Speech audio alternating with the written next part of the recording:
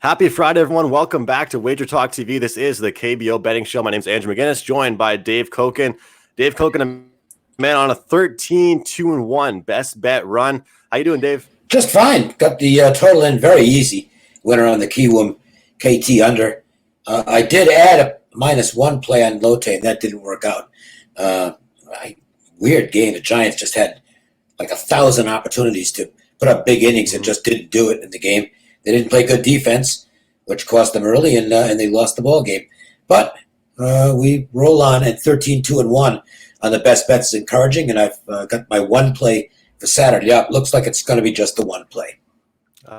All right, and yeah. First off, I'm the kind of guy I always like to mention. When I come off a bad run, to be transparent. Not a good morning for me, Dave, and I think it's just one of those things where I was on Kiwoom just like yourself, or I was on Lotte.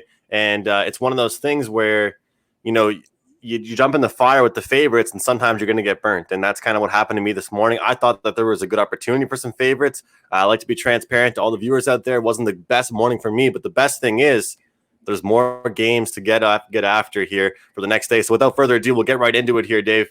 The SK Wyverns, Lotte Giants. So once again, we're seeing a pretty hefty price here on the Lotte Giants. And, coming off a loss there, 7-4. Pinto gets the W for the Wyverns. Well, yeah, and that's I guess you got to give him credit because, Pinto put 1,000 guys on base last night. He was in constant trouble and somehow got out of it. They got 3 runs off him, but or 4 runs, I guess it was. But he pitched pretty well in terms of getting the critical outs, and you have to give him credit for that. This looks like a pretty good game for Lotte. A pretty big price as well. Kim versus So. He's going to be a pretty good pitcher. He's just 19 years old. And if he follows what is a normal pattern of getting stronger as he gets older, I think this guy's got a chance to be one of the better pitchers in this league down the road. For now, not so good. The numbers are a little bit on the shaky side. And the big problem is he just doesn't get strikeouts. That's why he needs the velocity more. He can get a little bit. He can get touched by the long ball as well. He's given up 7 home runs, but he's the better pitcher in this matchup. Kim has been largely unimpressive in his 11 innings. Even though he's got 2 decent starts on the base numbers, the peripherals aren't real good. I think the Giants rate the favorites role in this game, but not interested in that price. Same with myself. Not interested in the price. I'd actually look right back at the over in this game. I guess I wouldn't say I look back at it because I wasn't on it yesterday, but continue the overs, I should say, after a 7-4 contest. This SK Wyverns team, they're either hitting the ball or they're not at all. And I'm just going to trust coming off a 7-run game for them where, like you said, both teams had more than enough opportunities to get the job done. We see game 2 of this series with 2 pitchers, not the best ERAs, not the best stats behind them, and we'll see if the bats can come to life here. Lean for me on the over 10, nothing really official on this game here, Dave. Kia Tigers, NC Dinos. Interesting one here because, I mentioned to you, I said, you know what, Dave, -105, I'm getting with the Dinos. Gotta love it. And then this is one of those ones where, Gagnon, he gets the W. And, we're like I said to you, we're not going to get this price too often with the Dinos, even a price like -150 or 60. But Gagnon got the job done. The Kia Tigers get the win, game 1. Yeah, and look, that's the hassle of going against the better pitcher. That's why I stayed out of the game. Despite the fact that Dinos are clearly the better baseball team, it was a big edge on the mound for Kia, and they made it work, made it stand up. And they've got a guy who's been respectable on the mound tonight in Yang. He's not fantastic by any means, but he's been decent. Raczynski absolutely rates the favorites role here. No, I'm not really interested in the dog. But if you're looking at the Dinos as a first-place team and saying, well, that's not a bad price with Raczynski on the mound, the Kia pitcher's been pretty good. And I don't see this as an auto win for the Dinos. Yeah, look, we see how many great pitchers there are for the NC Dinos. We see the record of some of these guys, like Koo, like Raczynski. And like you said, I don't see it as just an automatic lock either, especially with the form that this Kia Tigers team is in right now. Yeah. A couple solid wins, get strung together. I look back to that comeback win they had. I think it was against Hanwha. It's against Hanwha, so we can't give them too much credit. However, everybody comes back against Hanwha, so yeah, for sure. But seeing that ninth inning effort, it seems like the past couple games they've been finding a way to win. I guess is kind of what I was looking for there. So, just like yourself, I'm not in love with Rasinski, but however, the stats historically do speak towards this team bouncing back. First of all, just in general, off a loss, but when they score 4 or less runs, we've seen some great numbers out of this team. So, if you like the NC Dinos, don't wait. Probably get on it sooner. I actually, first of all, it's a public team. Everyone loves betting the NC Dinos, and Kia's hot, so I feel like people will still want to get on NC with the strong pitcher on the mound. As far as the total goes, Dave, anything here with the 9? No, it looks like a pretty good number. I made it a little more than 8, so there's not enough of an edge for me to be interested in it. Okay. Next game on the board: Hanwha Eagles, Doosan Bears. They did it again. I said to you off air, I was like, wow, how about that number in this one? I told you I'm starting the hashtag, and there's a reason why I'm starting the hashtag up. Oh, my goodness. They just find a way to lose games, Dave. Yeah, they're losing some tough ones right now. They've actually been competitive recently. This is a 5-game losing streak where they've had 3 games that they blew in the 9th inning or last at bat for the other team. And it happened again yesterday. I mean, they carry a 1-0 lead into the late innings, can't hold it. Get beat. They did cover the runs line. This one looks like it could get out of hand. Kim's on the mound. He has not been good. There's nothing much to like here, except he gets a lot of strikeouts. But he's home run prone. He's winless. On top of that, and Flexen's on the mound for the Bears. This one looks pretty easy for Doosan, and they priced it to a level where you either have to lay 2.5 or just leave it alone. I'm not laying 2.5. So, well, Dave, I had a viewer yesterday say to me in Twitter, and I'm the kind of person to let everybody have their opinions and ask questions. And it actually it made sense to me. He said, "Well, you know what? In certain situations, and you can lay a -1.5 at a steep price. Would you do it?" I said, "Well, you have to think about the math, right? Laying that type of number. I mean, a -200 with a run line, you got to hit it so many times, right? But with this here." I've been comfortable enough whenever I've seen these steep prices. If you look at it, the -1.5 and the -2.5 hasn't really made a difference. The only thing that's been different is the price. So, like a few times I've been on the show and I've told you I've taken the -2.5. I've won a few of them. I've lost, I think, a couple of them.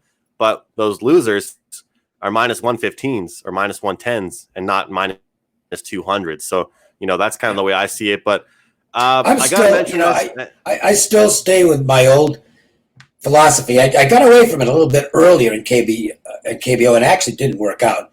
I just will not lay a runs line unless I'm getting plus money, and you're obviously not going to get that anything remotely close to that here.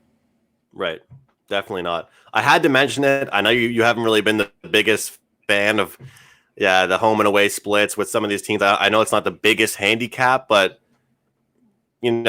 look what they did last night. I mean, it's just 2 runs. How many games in a row were they involved in high-scoring games? Now they're at home again. Excuse me. Well, I don't know if you believe in superstition. No, I don't know. On that in general. Part of what happened last night, I think they'll score tonight. I mentioned this yesterday. I thought that Doosan and Kiwoom might be a little bit weary coming out of that really, really long game on Thursday morning. That was a great point. And they both struggled yesterday offensively. The bats were tired, and they should be fine now with proper rest. So I would expect a return to normalcy for both offenses.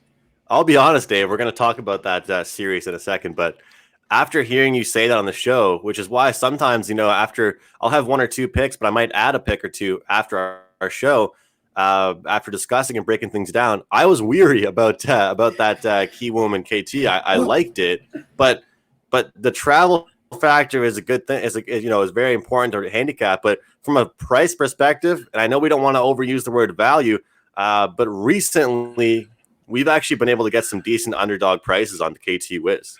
Yeah, and to expand on the point a little more, if you want to compare it to something. It's kind of like the old angle, and it's still a good angle in Major League Baseball, where a team that plays on Sunday night and then has to travel and play on Monday, not a bad go-against situation because there's a little fatigue in it. I think that's something to watch for when Major League Baseball returns. There's teams that have to travel. They're going to be packing a lot of games into a short amount of time.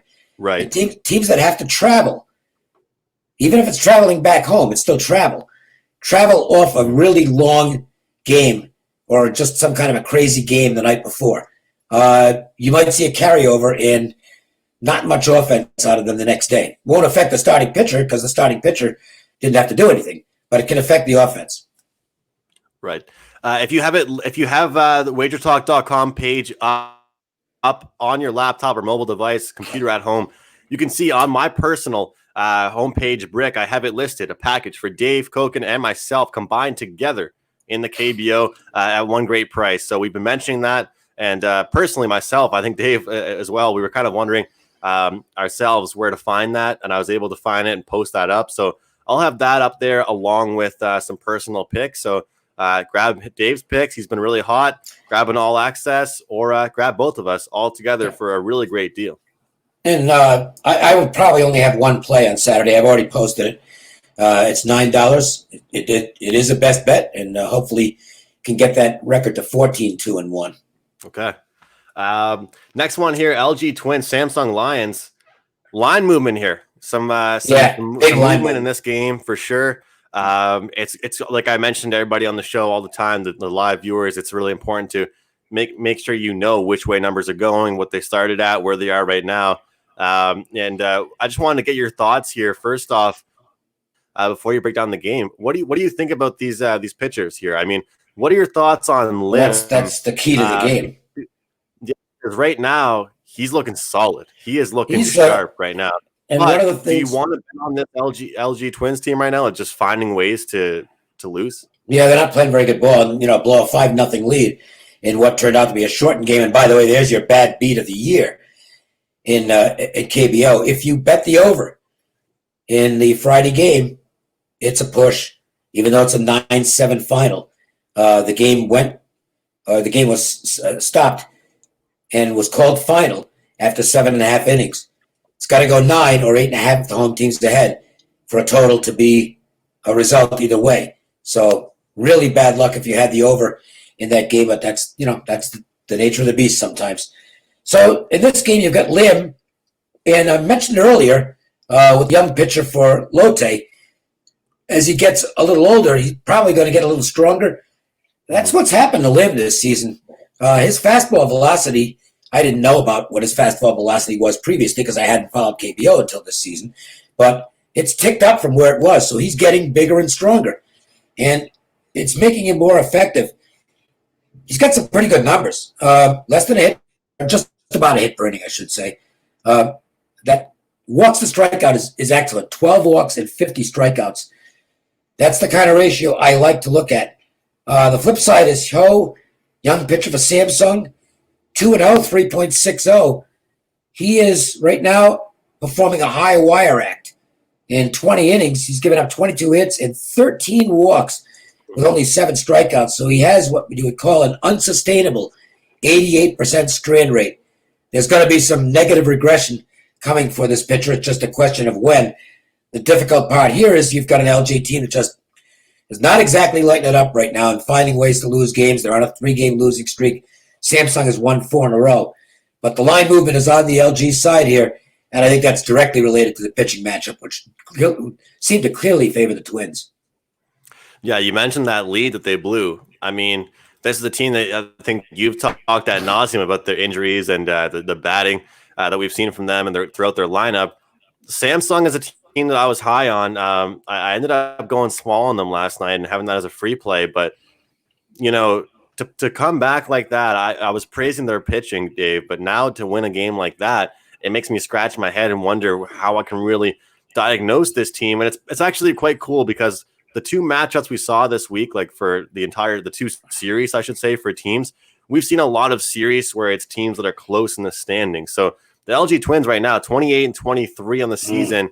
Samsung Lions, 28-24. Yeah, that's a big game. Lions are 8-2 in their last 10. Twins, 3-7 their last 10. And the 3 wins were against SK, I believe. Yes. Yeah. So they're not playing. They have a very good record against the two bottom teams, and they have a losing record against everybody else. One good thing for the Twins is Rojas snapped out of it last night. He had a home run in the ball game, and he could be really streaky. We know that from his minor league days. He had been struggling since coming off the injury. That's a good sign for him to send one into orbit last night. LG's got to catch the ball, though. I mean, their defense in that game was absurdly bad. I mean, they lost that game because of their defense. Well, Dave, I've been defending the KBO to people, but I can't defend that. Oh, you know? the defense it stinks. The outfield defense is comical at times because these guys just take the worst routes you'd ever see. Yeah. And they do. I mean, they're going around like this. They're taking they're going like around. It's not even that. I mean, that's just having trouble finding the ball. But by routes, I mean the route they get to the baseball, and you see it more. You really see it on balls that are in the gap. They don't know how to cut a ball off. I mean, these guys are running in straight lines. You got to take an angle, and they're literally turning singles into doubles and triples, which doesn't help a pitcher's earned run average because it's not scored as an error. And you saw a good example of it last night. There was just a horrific play in the infield in which there was no error, but two guys were. I mean, it was just obviously a terrible play, and sometimes I think the scorer down there is just feeling sorry for the defenders sometimes and not charging errors where they should. I just got brought to my attention here. I forgot about to bring this up, Dave. Simpson last night, Adrian Sampson, a guy that I was thinking was an up and down guy, one good game, one bad game. 2 home runs given up against SK. I know we're kind of getting off track a little bit, but in that matchup, it was Pinto against Sampson. I was favoring Sampson big time. I gave the big edge to him, and but you know what? Performance he gave us. But it wasn't that bad a performance. I mean, he did give up 2 home runs and 3 runs in the 5th inning, but he should have been up at that time because the 2 runs in the first inning, whatever it was, first or second inning, they were unearned because of 2 errors. You can't kill your pitcher like that. Mm-hmm. And the last game of the schedule we're going to get to is Kiwoom and KT, and we talked about Kiwoom and how they might be flat offensively last night. They were flat defensively as well. They played a bad game and still almost won the damn thing, and they still almost won it, which tells you that this is a pretty good baseball team. And Troy versus Cuevas tonight, I think this is a really tough matchup.